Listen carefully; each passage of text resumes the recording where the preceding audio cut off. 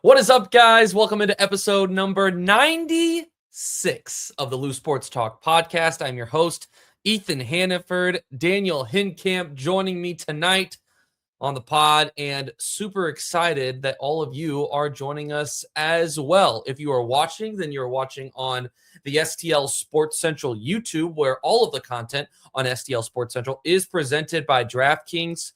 The crown is yours. And if you are listening, then we appreciate you being a real one, whether you've been with us since episode 1 on Spotify or Apple Podcasts, or if this is your first time checking us out. We appreciate you being here. It is, in my opinion, as a baseball fanatic, a fun time of year, because in baseball around this time of year, end of January, we're about to hit February.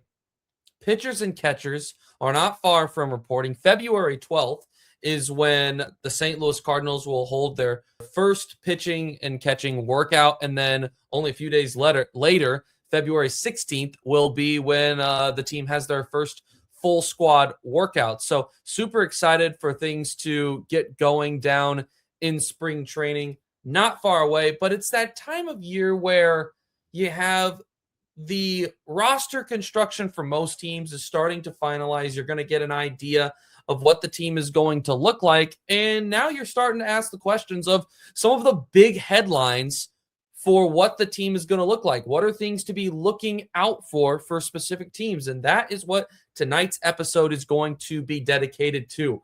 Who are some of the most intriguing St. Louis Cardinals to be keeping an eye out for heading into spring training, which is getting underway in just a few weeks? Daniel, now that I've thrown it all out there, how are you doing, my friend? I'm doing well. I'm happy to be back. Took a couple of weeks off as the Blues just weren't really much to talk about. The Cardinals were making more moves during the offseason, and the Blues just were kind of stinking it up. And I'm kind of excited to step out of my comfort zone here and talk some Cardinal baseball with the season approaching. I mean, it feels like yesterday I was just up in Chicago at Wrigley watching them get shellacked by the Cubs to end the season.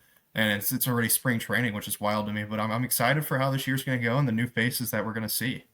It is not far away, and that is why we're getting out ahead of it, talking about these things. There's a lot of big attention around some of these guys because it is set up to be a little bit different of a year for St. Louis. They are not going to be, at least we don't expect them to be, contenders for anything. It is the beginning of a rebuild, is what Chaim Bloom is calling it. And so we're going to be paying attention for different things. But with that being said, Daniel, the floor is yours. Who is your number one most intriguing Cardinal heading into spring training? Well, I think it's going to be for me and for probably a majority of Cardinals fans, assuming we see him crack the opening day roster, which he's probably going to do. My first most intriguing Cardinal for this year is none other than JJ Wetherholt. I am so excited to see the kid finally get some time in the MLB, and because he's such a highly touted prospect. And I know we've thrown around at the studio just at work a couple times, Ethan, just how the injuries kind of pushed his draft stock down a little bit. And if he wasn't hurt, he potentially could have been a number 1 overall pick. But I'm really excited for what Weatherholt's going to do or can do. He's exactly what you want in a rebuild. He's supposed to be one of the cornerstones of the franchise, and he's done pretty well so far in the minor leagues, I should say. Last year total, he had 59 RBIs, which is really what I like to see. 306 batting average and 17 home runs. Those numbers stick out to me because that shows that he can hit for power as well too. And I think the Cardinals rebuild kind of hangs a little bit on the success of Wetherholt, because he's highly productive. He's versatile. Like, we know he's not going to play shortstop. Mason Wynn has that position completely locked up. But he can play second base. He can play third base. I'm not sure where else he can play, but I'm sure he can play pretty much wherever you put him. But he could even, if we want to jump further down the road, he could even contend for a batting title at some point in his career. He could be an NL Rookie of the Year. But I'm going to keep it for spring training and for just about the first month of the season. I am very excited to see how Wetherholt just fits into the major leagues, whether that be in spring training, where we'll see his first test of some MLB competition, against MLB pitchers and just against some defenses and just see where he can slot in. So I just want to see him get comfortable. I want to see what he can do once he gets comfortable at the plate, once he gets used to the speed of a major league game, because it's going to be a little quicker too. And we also have the new ABS system this year, so that's something that luckily he was in the minors that he will be used to. But that'll be a change further down the road. But I think, so much just rides. We're putting so much faith in Wetherholt that he's going to be this cornerstone player that I want to kind of look at the other side too of what happens if he doesn't meet the expectations, because that's also, you don't want to say it, but at the end of the day, anything really is possible. The first thing that's going to do is going to push your rebuild back. It's going to slow your rebuild down because you're counting on him to kind of build around him. Mason Wynn in there too. You're going to lose that offensive spark that you thought you had with him, and the position it's going to fill a position in need. So I expect for him to contend with Nolan Gorman for third base, assuming that Brendan Donovan is still around, because there hasn't been anything yet at this point in time, January 27th, 2026 at 7:59 p.m. Brendan Donovan's still a member of the St. Louis Cardinals. Now, at 8:03 this evening, Brendan Donovan cannot be, but as of right now, he is. So I assume that he's going to hold that second base spot for right now, and I'm expecting Wetherholt to contend with Gorman at third, which is something I also think could be good for Gorman, just that extra competition to kind of help him step up his game. But my first guy is JJ Wetherholt. Yeah, this was the easy one. This was the slam dunk. I mean, he's the fifth overall prospect according to MLB Pipeline right now. The hype around JJ Wetherholt is real, and you summarized it all very well. He gives you flexibility on the infield. He has played shortstop his entire minor league career, which shows his athleticism. He can play both third and second. His bat has been praised, and you've seen it firsthand at all levels of the minors. I believe it was just a couple of days ago that the Athletics' Keith Law mentioned that of all of these top shortstops that are at the top of the MLB's league-wide farm system, JJ Wetherholt is the guy that he thinks is most realistically could win a batting title someday. So the hype around JJ Wetherholt is real, and it is unfortunate. I'll say this too. It's unfortunate that amount of pressure that we're saying, it feels like to a certain extent the speed of the rebuild could be based around a guy like JJ Wetherholt. Maybe that is a little bit unfair because this is a guy that you don't want to give these crazy expectations to these young guys, these prospects, because to be quite honest, it is a lot. The adjusting to the major league level is a lot. That's why this is the perfect year for this to be happening. The Cardinals' biggest prospect that we have seen in decades is going to be making his major league debut in a year where the Cardinals are expected to be worse than they have in decades. So I know it's unfortunate that the Cardinals aren't expected to be good this year, but if there was a time to be bringing in a prospect like JJ Wetherholt, this is the time. And it's going to be really fun to watch him play. It's going to take time. I would argue that a month is nowhere near long enough. I would say that I am giving him the full season to adjust to the major league level. And, we've seen how long it's taken guys like Nolan Gorman, Jordan Walker. We've seen Victor Scott have his struggles offensively the last couple of years. I mean, those are some of your higher regarded prospects, and they had a lot of hype coming into the majors. I'm not saying that JJ Wetherholt, it's going to take him nearly as long per se, but the Cardinal fans need to be very patient with this young prospect, just like they should be with a lot of these young prospects, because at the end of the day, that's what he is still. He is a prospect, and he's going to be learning how to adjust to the major league level on the fly. Regardless of all that, cannot wait for JJ Wetherholt. Very excited, and he is certainly the slam dunk 1-1 pick for who fans are going to be paying attention to. So you passed the first test, jumping into your Cardinals analysis, Daniel. Let's go. You picked the perfect one. You picked the easy one. So well done there. I appreciate that. Thank you. And you letting me pick first made it a little easier for me of who I was most intrigued for this year. So that gave me the opportunity to snag Wetherholt right off the table early. It's my giving attitude. It's my giving heart. What can I say? So I'm going to go ahead and transition into my first most intriguing Cardinal heading into spring training. And it's one of those guys that I mentioned just a moment ago that we've had to be patient with as we allow him to continue developing offensively specifically, and that is Victor Scott II. If you remember back to 2024, Victor Scott made his debut a little bit earlier than expected. Like Jordan Walker, Victor Scott II did not have any time in AAA before making that major league debut. The difference is that Scott II made his debut in large part because of injuries, because of the injury that Dylan Carlson had at the time. And Scott played a little bit at the beginning of the year, spent a large chunk of the year in AAA after some struggles, came up at the end of the year, and looked a little bit better. He looked a lot better offensively.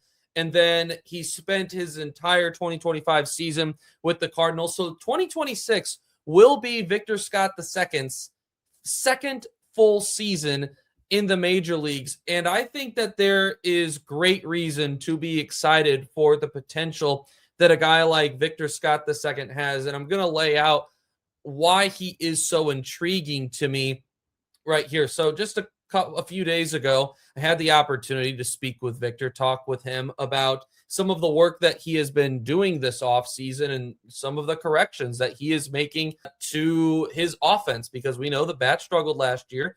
The on-base percentage was at 304. The batting average was 216. Those are not satisfactory numbers. We know that. They aren't for Victor. They're not for the Cardinals. They're not for the fans. This is what Victor Scott II had to say about some of the things that he has been doing, the corrections he has been making to make sure that 2026 is going to be better. This is a quote. "Once the season ended, I did some reflecting and figuring out of what I need to get better at. For me, defense and base running are my two calling cards, but I'm not complete without my offense. I went back to West Virginia, where he went to school, to get a force plate test done in a motion capture, which basically teaches you how your body is moving, because some days we go through the motions and you don't know exactly what is going on, how your body is moving, how it's working. That allowed him, he says, that allowed me to know what exactly is going on. We had a few meetings with the Cardinals staff, and then we took those things and we created a plan to go about through the offseason with corrections made, tweaks to the swing, to the stance." He said, "We started crawling before we walked." So in November, he said he did a lot of swing stuff without a bat, just working on like I said, those tweaks, those small things, the stance. And he did that so he could, he said, in quotations, be a better mover. In December, he said, "I began long tossing, hitting, going all in defensively again, to kind of create that total package in which Victor Scott wants to have." We know he has two of those things, still has room to prove that the bat can follow. But I think it's very interesting talking in great detail about some of the things that he did this offseason, recognizing ways in which his swing was not helping him, his stance was not helping him. And he's had an offseason to correct those things, and now he's going to get a spring to prove, and I would say, to prove that he's going to be able to make some corrections offensively. Now, just because he has a good spring doesn't guarantee that the season will be phenomenal either. In fact, the last two springs for Victor Scott have been very good. Last year, he was his numbers in spring training were monstrous. They were very good. So it's going to be interesting based off of what, I heard what Victor Scott has talked about with some of the corrections to his swing. Once he is able to start facing major league pitching again, are we able to recognize those things? That's reason number one why I think that Victor Scott is very intriguing. Reason number two, and you guys saw this firsthand, is that Victor Scott is extremely athletic. He is the most athletic player on the Cardinals, and you could argue he's one of the most athletic players in Major League Baseball. I mean, this guy is destined to be a Gold Glover in center field at some point. In his first full season in the majors last year, he finished fourth in defensive runs saved with 12 and third in outs above average with 16. He is a base-stealing threat, 34 stolen bases last year, despite having a 305 on-base percentage. Are you kidding me? That's the most stolen bases by a Cardinal since the year 2000. Next year, he wants to steal 70. What's going to happen if he's going to be able to steal 70? He's going to have to get on base more, right? So it's going to be like, once again, going back to it, what does his plate approach look like this upcoming spring? If imagine for a second, guys, with me here, what it would do for the manufacturing of runs if Victor Scott was able to be on base enough to steal 70 bases. Because once he's on, he's gone. That's not a question. It's a matter of getting on. But what would that do? So is Victor Scott able to make enough of those adjustments, not only with his swing, but also with his approach, how he's seeing the ball, to where he is able to be more of a threat on the base paths?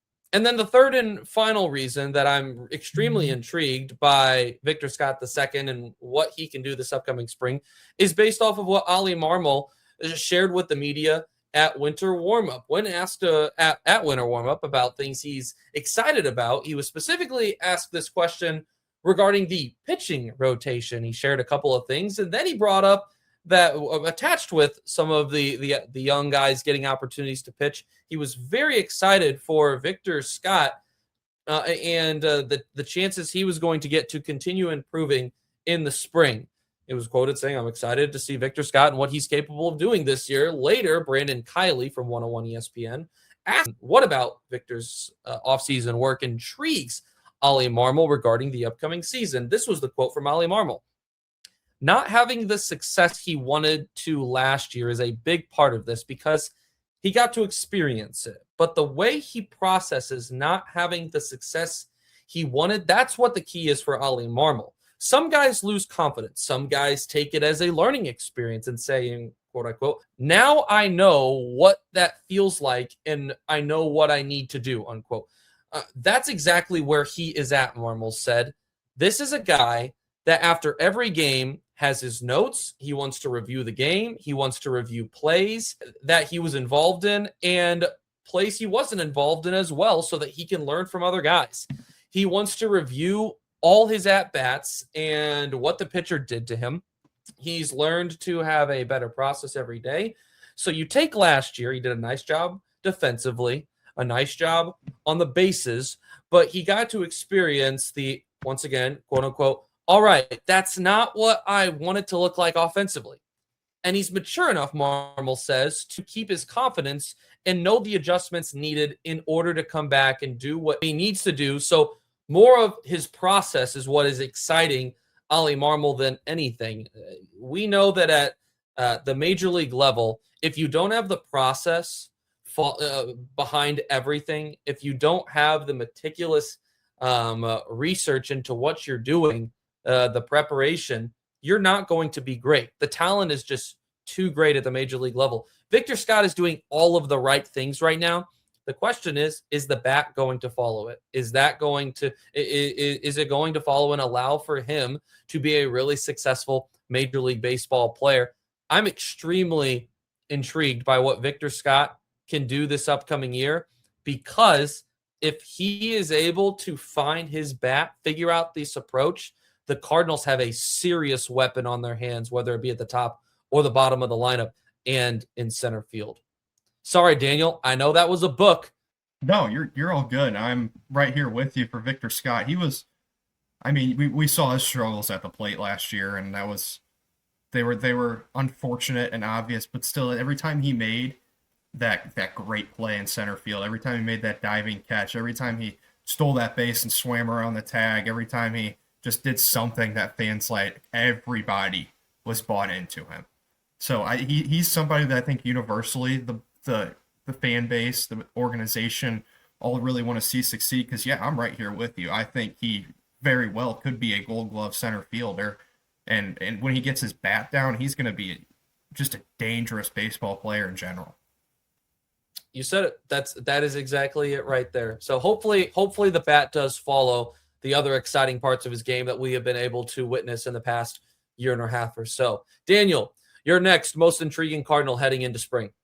Well, I touched on him a little earlier whenever I was talking about JJ Wetherholt, mentioning that the cornerstone in that the infield, specifically the middle infield, it's Mason Wynn. And you might be thinking, Daniel, Mason Wynn has been in the MLB for a few years now. He just won a Gold Glove. What could your expectations possibly be?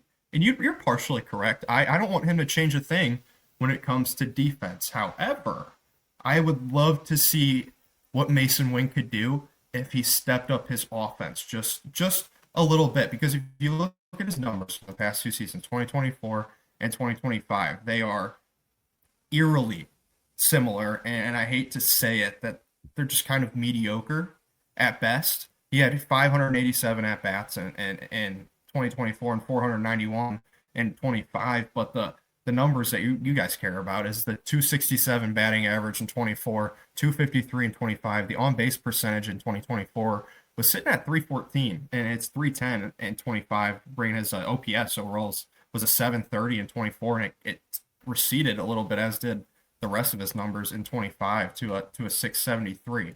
So if Mason Wynn can just get that bat going, he has the power. He also has the speed. So if he puts a ball into the gap, he can get to third if he puts it in the right spot, because he's a very fast runner. He's a smart base runner. But there's so many aspects of his game that because I don't want to seem like I'm putting him down when I'm talking about his offense, but there's so many aspects of his game that are just almost, you don't want to say the word, but they're almost perfect. They're elite level. His defense is amazing, but it's just that bat. The bat is the one thing that I think is holding him back. The numbers are just not where you want him to be, especially he's your other cornerstone player, arguably him and JJ Wetherholt. You throw Iván Herrera in there, are the guys that this team is going to do their best to build around, to build their future around. So yeah, I just want to see Mason Wynn's bat take that next step, and I think if it does, I think he's going to be that player that the organization's waiting for and that the fans are waiting for. That is a great explanation, and it's the only explanation, honestly, for Mason Wynn, because you have been really excited with his defense. I think you could probably you could expect maybe a little bit more this year base running wise from him. He has some high expectations for himself this upcoming year. He says that he wants to be within 5 of Victor Scott. We'll see about that. But he has some speed. He certainly has some speed, some great athleticism. And the comments on his bat were honestly perfect, because I think a lot of people have an idea like, hey, Mason Wynn could be a superstar in this league. He could be that all-star shortstop that the Cardinals would love to have, but the bat has to take that next step. This is part of the gamble in which a lot of people say this is the time to extend Mason Wynn, because his bat hasn't taken that next step, and maybe the Cardinals save themselves some money if they decide to extend him now rather than waiting, because I think it's just a matter of time for that bat, for it to really take the next step, and all of a sudden to I guess to propel him into that next tier of shortstops. Well, not just offensive shortstops, but shortstops all around, valued for their bat and for their glove. So that is going to be something interesting to keep an eye out on this spring, as well as going into the season. I love it. Yeah, I mean, it's Mason Wynn. You love to watch him, and if he gets that bat going, I mean, he could be your next Cardinals Hall of Famer if you really look way down the road with his potential. He recently said that he wants to be a Cardinal for life. So there certainly is a chance of that if it continues trajecting in the right way. My next most intriguing Cardinal heading into spring training that I'm looking forward to watching is Iván Herrera. Listen, we all know how good Iván Herrera was last year offensively. In his 107 games played, a 284 batting average, he clubbed 19 home runs. He had a 464 slug percentage and an OPS of 837. Pretty dang good numbers, if I say so myself. The biggest concern with any of that was the first number that I mentioned, and it was 107, which when you tally up, you do some quick math. What is that? Missed 55 games. Now, that doesn't mean that a couple of those weren't because of off days, but he did have 2 IL stints, one for a bone bruise in his knee that ended up lasting a little over a month, and then another one for a hamstring strain, which tacked on another 3 weeks. So he missed a little over 7 weeks this past year due to injuries. And as a result, following that second stint on the IL, he caught very little to none. He even was in the outfield a time or two when they announced that they were going to give him some looks out there. It seemed like the direction that they were going with Iván Herrera was, we have tried out the catching spot for you, and it's just not working out. We like your bat a lot, so we're going to get creative and see where else you fit in. Obviously, it's not hard to fit in at the designated hitter spot, which is where he spent a lot of the season. But they're going to give this another go at the catcher spot. So why did it not work out behind the plate for Iván Herrera? Well, the main reason was his struggles with throwing runners out that were stealing. In 2024, he only caught 4 runners stealing out of the 59 that attempted to steal. So 55 of 59 base runners were successful in stealing bases off of him in his 470 innings caught. In 2025, he did not throw any runners out. 15 stolen bases in his 101 innings caught in the year 2025. Following the season, Iván Herrera, though, had surgery to remove bone spurs from his throwing elbow, which had apparently caused a lot of pain anytime that he had tried to throw runners out, in which the coaching staff believes was a big reason as to why he struggled so much in that department. So, what have the Cardinals done since he had this surgery? What is the plan with Iván Herrera? Well, Herrera has begun a throwing program that was designed by the Cardinals coaching staff, in which Ali Marmol said he is going to get the opportunity to learn both physically and mentally how to prepare to catch daily. He is bought in, Marmol said during winter warmup, on the mental side of how to prepare and catch daily. He is taking this opportunity very seriously, and he is in a good spot right now in his progressions as far as the throwing program goes. He was also asked by Derek Gould of the St. Louis Post-Dispatch and a friend of the program here if they will know whether Herrera is going to catch for them by the spring or if it was going to take more than that. And Marmol basically said that it's really hard to evaluate whether or not he will be catching based solely off of the spring and camp because there's so many things that pitchers are working on during that time that you're not truly getting the game planning that you would during a regular season game. So it also creates a little bit of a roster question potentially. If Iván Herrera is catching, well, it's first off one less catcher that you have to keep on the roster. Last year, the Cardinals had 3 because technically Herrera is still considered a catcher, but he wasn't catching. So you had Pedro Pajes, you had Joel Pozo at times, and you had Jimmy Crooks at the end of the year. If Iván Herrera performs well and proves that he is able to catch, it could absolutely change the trajectory of the system. And the reason being is because now you would have that quality of a bat set up for you behind the plate defensively, which is something that not a lot of teams have. I know it's growing a little bit, the offensive abilities for catchers, but it still is not something that every single team has. So if the Cardinals were able to do that, advantage for them because it's another guy that maybe lacks a little bit more defensively that they could place at the DH spot. I already mentioned that it would give the Cardinals clarity there for the future. The Cardinals right now have 3 catching prospects that are in their top 6 in the program, and 2 of them are in the top 100 in baseball, and Leonardo Bernal and Reinel Rodriguez. So if Herrera is to succeed, then one, you can either maybe gauge interest from other teams based off of those guys, or you can maybe try and move other guys around. I don't know, but it certainly does change the trajectory. And with having 3 really highly regarded catching prospects, certainly would change how you use those prospects. Now, if Iván Herrera struggles, then you can go from there, but at least you gave it another honest shot. This is the year to give it a go. Why not try? You have plenty of options, like I said, and for that position in the system, so it's not like you're completely screwed over if he still can't throw guys out. So I'm very intrigued to see how Iván Herrera does defensively, how he is able to call games.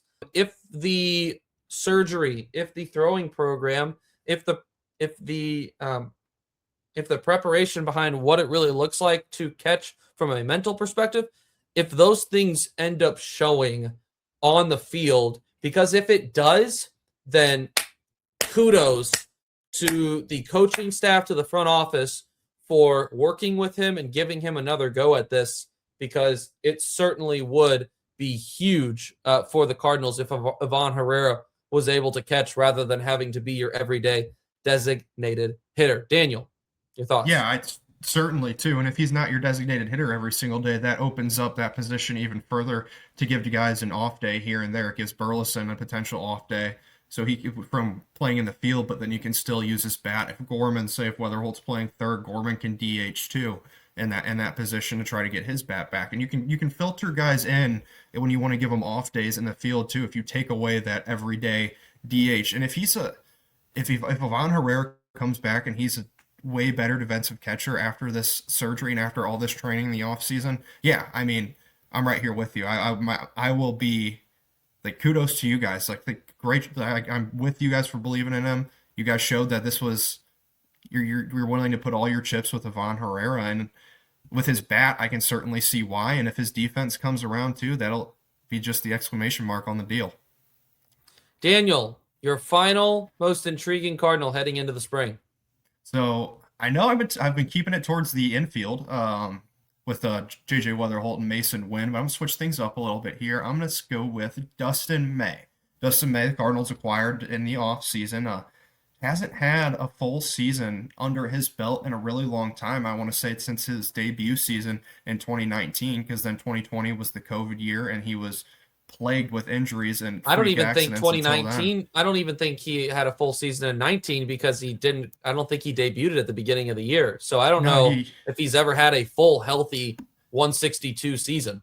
No, he hasn't. He did debut in 2019 on August 2nd against the Padres. So yeah, way over halfway into the season with just about, I'd say, a month and a half left. So hasn't had a full season under his belt. So the challenge will be to see, how does he bounce back now that he had a healthier offseason? I know he got shut down towards the end of the year with the Red Sox just to kind of preserve his health, because he dealt with that freak esophageal tear accident, lost all that weight, and it set him back with all his pitches and his velocity and everything. So this year, where he was able to really focus on training in the offseason and not just getting healthier, which is huge, and just what he can do when he has that full season, whenever he's able to get his reps up and show what he can do, and why the Dodgers brought him on back in 2019. Because the Dodgers we've seen so far, the Dodgers don't just bring in anybody. You don't just go play for the Dodgers. They bring in people who they know are going to help them win. And they thought Dustin May was that piece. Unfortunately, he just kind of got bit with the injury bug so bad. And then that freak esophageal tear accident is just one of the most unlucky and just kind of heartbreaking stories for the guy that I've ever heard, because he was doing all right, and then that just freak accident happens, sets him back so far. But I think it's also the low risk, high reward side. You took a small chance on him. If he doesn't work out, okay, you can package him, or you can just send him away. You can waive him, whatever you need to do to get rid of him. But imagine that he does.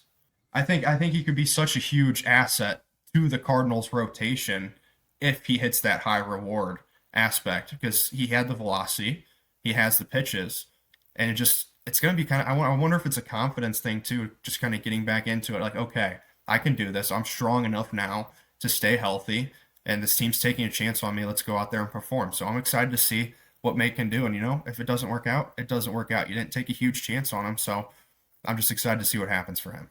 Whether Dustin May ends up pitching for the Cardinals for the entire year, whether they end up taking the option for him next year and he ends up spending 2 years, or if he ends up getting traded, this has potential to be really good for St. Louis. And the money isn't insane to the point that you are going to be regretting that Dustin May is a St. Louis Cardinal. If Dustin May has a really strong 2020 or first half of 2026, then you could be getting some serious return for him at the trade deadline. I'm talking about multiple top 10 prospects in an organization's return. So there certainly is a lot of attention on Dustin May. Which Dustin May are you going to get? Are you going to get the version of him when healthy with the Dodgers that was really good, or are you going to get the Dustin May that when healthy in recent years is just not the same?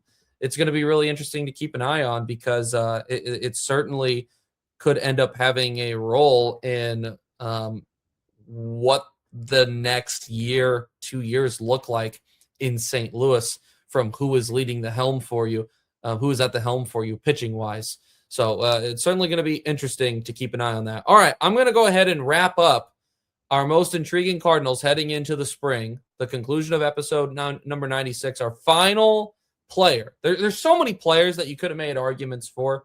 I had a really hard time picking my final one because I think I had 3 or 4 guys. I'm like, man, good arguments for all of them. But I came down to Kyle Leahy as my final Cardinal that I'm listing here on episode number 96. And the reason that I am so intrigued by Kyle Leahy this year, first off, Kyle Leahy was phenomenal last year as the setup reliever for the Cardinals. 4-2 record, a 3.07 ERA in his 62 appearances. He threw 88 innings. I counted this earlier. Hopefully I didn't miscount, but I counted that he recorded 4 or more outs 32 times in 2025. He was used, I believe, more than any other relief pitcher in Major League Baseball. Don't quote me on that either, but I want to say that if he wasn't the most used, he certainly was up there. He was used a lot in 2025. And it got to the point where it started getting talked about as the season went on. Man, Kyle Leahy, this is a guy that I think you could say could make a great argument for that he would be a really good starting pitcher. He has a 6-pitch mix, and his ability to throw multiple innings, I think, kind of confirmed that. They gave him an opportunity to start at the end of the year. He also had an outing, I think, where he threw almost 4 innings in relief. So they're going to give him an opportunity in spring training, almost a tryout per se, to be a starting pitcher for the Cardinals. And if it works, then I tell you what, it's one of those things once again where if it doesn't work out, okay, then he goes back to where he had a lot of success last year. But if it works, then the Cardinals have potentially unlocked another starting pitcher that they have confirmed is effective in that spot. I think we are semi-confident that Matthew Liberatore is a proven starting pitcher now, and that he's going to be able to build off of a excellent first full year as a starter. I think people are optimistic about what they've seen up to this point from Michael McGreevy. There certainly are several other options that are intriguing right now in the Cardinals system. The additions of Richard Fitz and Hunter Dobbins especially. I'm very intrigued by Dobbins, but if you're able to add Kyle Leahy into that, all of a sudden you're starting to put together a young core of starting pitchers that you feel pretty good about, I think.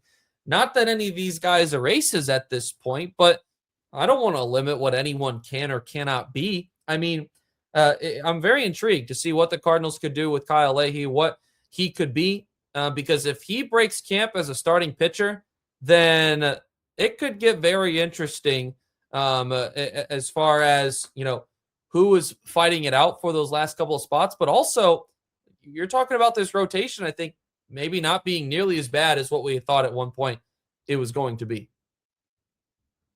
Yeah, I mean, he's that extra piece that if he works out, then you really have the potential to have a dangerous rotation that you can build off of going forward with a lot of young arms too, which helps. And then if it doesn't work out, yeah, like you said, okay, it doesn't work out. Back to the bullpen you go, Kyle Leahy, and then you'll just excel there. And yeah, I mean, if he wasn't the most used reliever, Ethan, like you said, I mean, I can't think of another guy who's used around the league more than him.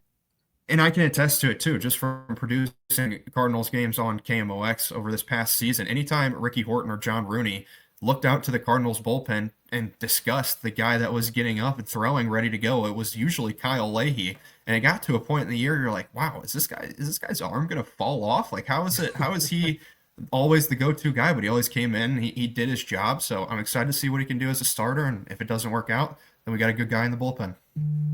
past Cardinals managers most certainly have overused pitchers to the point that their arms basically do fall off. So hopefully that is not the case with Kyle Leahy, but they're also very aware of his usage. And yes, it was a lot of appearances, it was a lot of innings, but stacking them back-to-back, outings, or not back-to-back outings, but multi-inning relief outings made that much more manageable for Kyle Leahy. So I thought it was a very good job by the coaching staff last year in their usage of Kyle Leahy. Hopefully, they're able to use him in the starting rotation this upcoming year. We have named 6 St. Louis Cardinals that we think are going to be extremely intriguing to keep an eye on this upcoming spring. They are JJ Wetherholt, Mason Wynn, Kyle Leahy, Victor Scott II, Iván Herrera, and what was the last? Oh, and Dustin May. Dustin May. Those are the 6 that we have named, but there's a lot more. And that's, I think, one of the exciting parts about a team that is so young. There is so much that is unproven,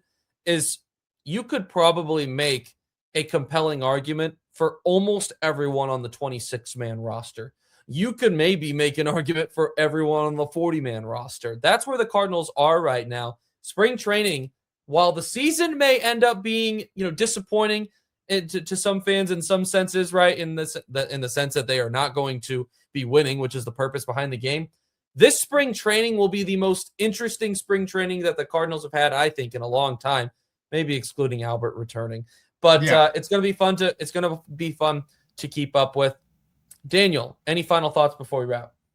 No, I mean, I think you just hit the nail on the head. I mean, anybody could be your most intriguing Cardinals player going into this season, but we just picked the 3 for each of us that we felt stood out the most to us. I'm sure there's some people that disagree, but yeah, you can make a case for everybody else. He is Daniel Hinkamp. I am Ethan Hannaford. This has been the Loose Sports Talk podcast. We appreciate you being a part of it. And be sure to follow us on Instagram, X, Facebook, at Loose Sports Talk _.